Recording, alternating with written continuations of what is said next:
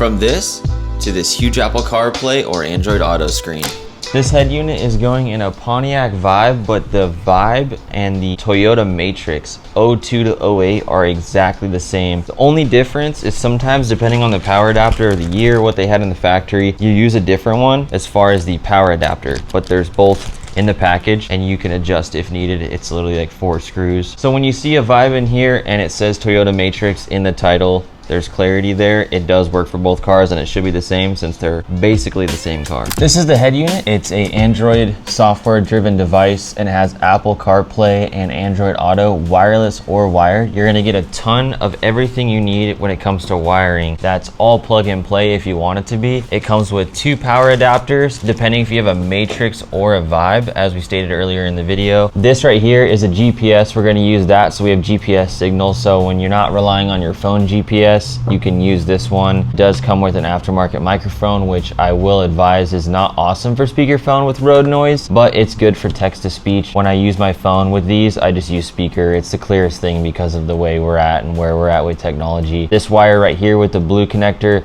is the wire for the microphone to connect that we just spoke to. And then we have another wire for a couple other things that we'll get to. So this yellow one we're gonna use. And then we have this single female USB we're gonna have. So if you wanna do wired CarPlay, I actually prefer because you charge your phone. It's a little bit slightly more responsive in my opinion when it comes to Apple CarPlay, and it makes your phone less hot. When you're using wireless CarPlay or Android Auto, it really makes your phone hot. And I don't love that, and that's not good for your battery and your phone, especially when you live in Arizona like I do. It gets really hot in the summer. This is the main wiring harness plug right here that goes to it. And then we have, I don't know if we're gonna end up using this, but we'll touch on it. Most of the time I do. Depending on the car, sometimes they're the factory antenna, but I don't think it is on this one. So we'll figure out if we'll need that or not. But I know for sure we're gonna touch on all these things. So if you see anything outside of this in your kit, it's either for aftermarket stereos, which you're gonna know what it is when you see it, or it's extra stuff you don't need, like a SIM card and all that. You're not gonna add an extra SIM card to your car. With the Apple CarPlay, it has everything you need. So this is the most simplified way to do it, so you can have as much confidence as possible. Order this from the link in the description. You can order it from carmacb.com. We work direct with the manufacturer. We can get them here from overseas. Yes, they are from overseas, but that's not a bad thing. It actually is awesome how much time they spend to create these bezels and make all these Android devices bring newer technology in Apple CarPlay and Android Auto to your older vehicles. So we've done this in a bunch of cars. I hope that gives you confidence. The best place to order is that link in the description from carmacb.com. We appreciate you so much, and we're gonna get into the install and show you every step of the way. And this is actually should be a really easy car, so you're in luck.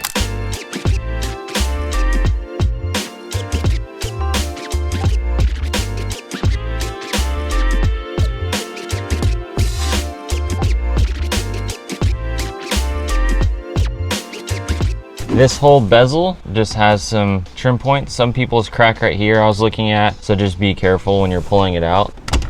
But just like that, it doesn't take much pressure. Just go around with the edge of your fingers and just let it kind of work itself out.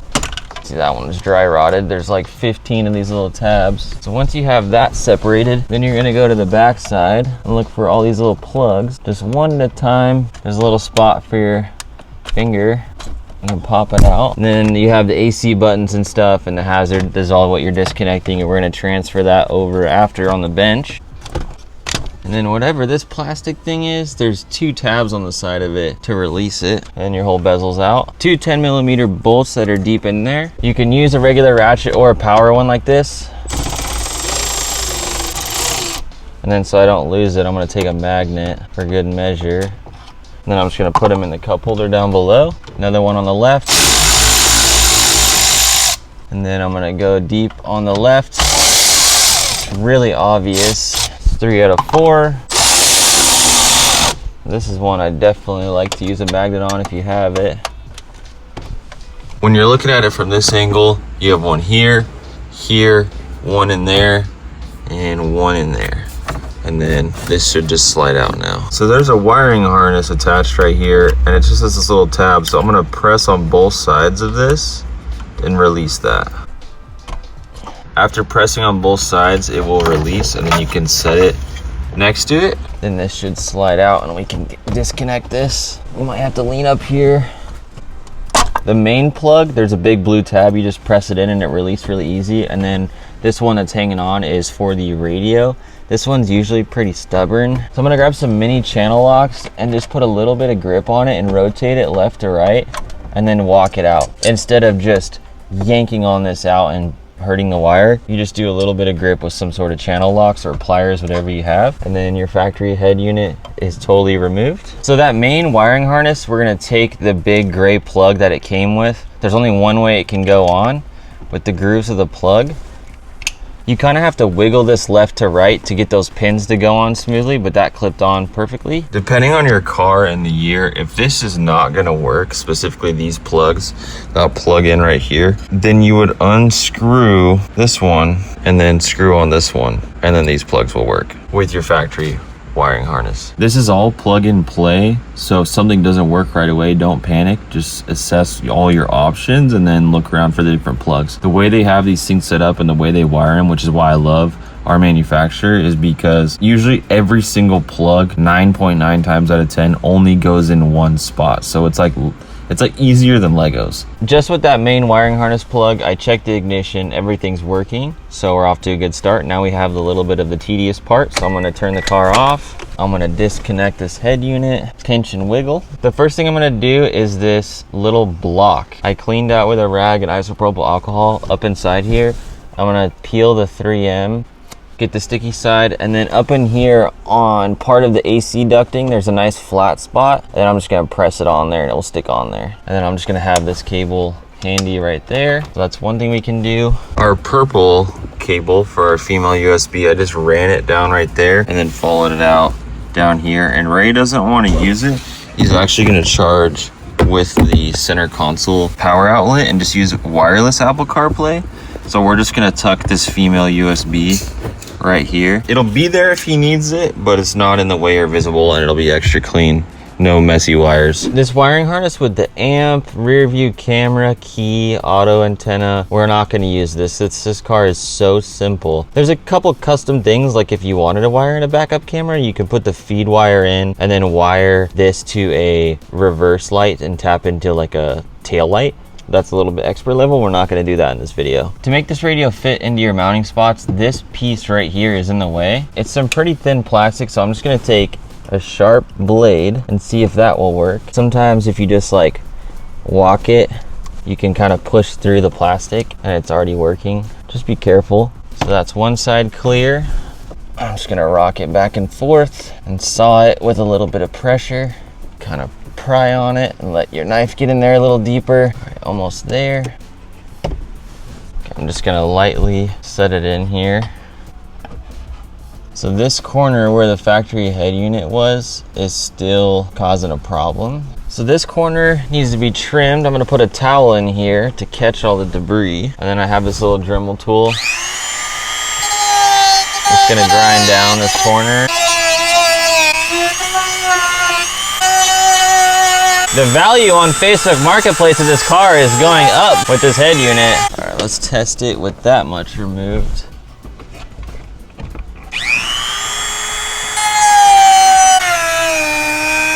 I want to give you a little bit of an idea what you need to cut. So basically go here, go across, and then it's mainly this edge right here. There's a lip and you got to walk it down to basically almost where this bigger piece steps out, and then it will make enough room so you could snap this one in. And now we have enough room to fit the new head unit in, no problem. Factory bezel, aftermarket radio. We're gonna remove the AC vent with a Phillips head screwdriver. The easiest part, I put a little towel down to set both of them so they don't get scratched. Just pull the bezel, put it on the new one. It's even got the little tabs to line them up, and you're screwing into plastic, so they just need to be snug, and it'll be firm all the way down. Okay, I'm gonna get that one in started. I'm gonna start both of them before snugging them up. Everything works as it should, and it's all lined up smooth. Now the next step, we need to get this whole module with these 3 buttons over. I see a tab here and a tab there. All these tools I'm using I'll leave in the description, but I have these 2 straight picks because it moves the plastic the least amount possible so it doesn't break anything. I'm gonna try and open it up and wiggle this. So for this side, I just stuck it in there, opened it up a little bit, and then I'm pushing pressure with my thumb to keep that from sliding back in that spot. Now I'm gonna go over here Perfect. Tab there and a tab there. On the side of these buttons, this little black tab won't snap in. It's just like a hair. So Ray is just taking a little material off. You wanna try it? Boom. Hey. Got it. Nice. So now you can see that snapped in there, snapped in on that side. Next up, we're gonna get the hazards, the rear window, I'm assuming, and then the passenger lights. So there's just push deals on each side again. So you push that in, you get the other side, then you can pull it. Okay, go. Perfect. All right, let's take that over, just slide it in there. Slide her in. Back to factory spec. The tolerances on the shape of the cutout for this button, these two actually, are so tight that this button press will get stuck halfway. As you can see, ours are working freely. What we had to do, when you remove the buttons and you're looking down inside those holes, we use a Dremel tool with this little tip and we wallered out the holes a little bit bigger so the tolerance isn't so tight here.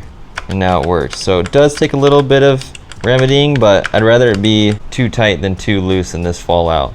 Kind of annoying, but it works and it's all plug and play. You just got to do a little bit of finessing here. It's an added step. It's frustrating, but the tolerances and making these bezels, it's borderline impossible, and it would be so ungodly expensive to make something that was so precise. So just try and think about the end, think about it being worth it. A Dremel tool, if you don't have one, is an awesome tool to have at your house. It's so useful for so many things. Wallering out like door locks in your house so locks work smoother. There's tons of things you can use it for and justify the purchase. They're not that expensive with the link in the description. That should give you clarity though on how to Dremel out those pieces so the buttons work smoothly. When you need to make those holes bigger with the Dremel tool, all you're gonna do is just take some material off like around these edges, then a little bit sometimes here on the top or the bottom, and you're just gonna maintain that shape but go around with the Dremel tool how I am with my pen, and I just took a little bit off at a time until those buttons fit. So I would take a little bit off, put it in, see if I could press the button freely, come back, take some more off if I felt like it was the top or the bottom, and we're talking tenths millimeter at a time. So these plastic clips, they're very old, so I get very nervous. So I just use these little pick tools. I'm gonna spread them out slowly and then just let them walk themselves off. So I'm gonna walk this one here. That pops on like factory. Now I'm gonna go to this corner one. Oop. Walk over to the corner, pop it on. I'm gonna rotate these. We're gonna get these corners, same setup. Last one. Final walkthrough. We have our 4 clips. The rest of these will stick into the factory dash. We have all of our buttons, those buttons, the vent, and the unit's good to go. You can see, if you had to pull this out for some reason, there's these little tabs right here. You can push those down to get them out of the dash. So these have prongs on them. You don't want to break them. So when you remove it, you press these down and it's built that way for a reason. We test our buttons to make sure they work. We had to Dremel those out a little bit and they work. Okay, so now we're just gonna start plugging everything in, pull our wires out. So there's 4 little red nipples on there. We're gonna pull the GPS one off. I'm gonna push that in. It's like a little mini coax cable. Okay, that GPS is threaded on. When it comes to the cable for the AM FM radio antenna, this is too small for the port on the back of the head unit. I have one of these adapters for this car linked in the description. You can Amazon Prime it to your house. It adapts the smaller plug to the bigger one. Plugs in like this. Then you just slide this into the head unit, pushes in nicely, and then you're good to go. Then we can connect all of our hazard lights and all that. Those just snap in like factory. Plug in your main harness. And the last one is these AC buttons. Okay, before I snap this in here, I want to make sure it all works. It's booting up for the best part. And when you're popping this bezel in, this bottom side wants to get hung up, but you just push it up a little bit and it'll slide in. So I just had to push up where my hand is right there and it pops in.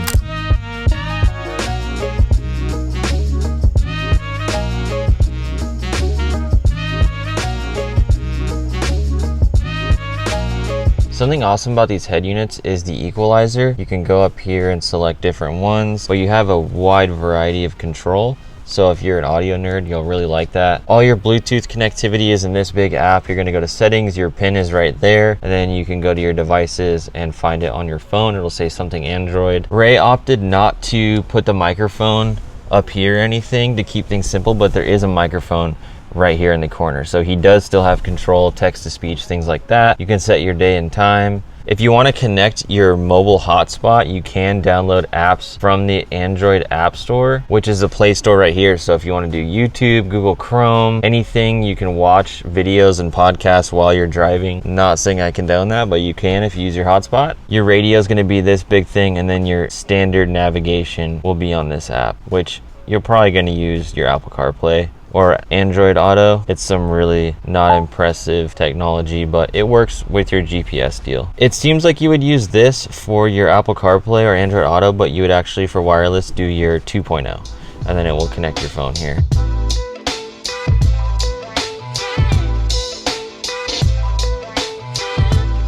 If you know someone that has a Subaru, you could send them this video here for them to get the same upgrade. You guys could do it together. Or if they have a Silverado, you could send them this one. If they have a 14 to 18 Silverado, you could do this with them too. 2 for 1, get it done in one day, have all your tools out. Thanks for watching the video. Thanks for supporting Karma Speed. Happy driving.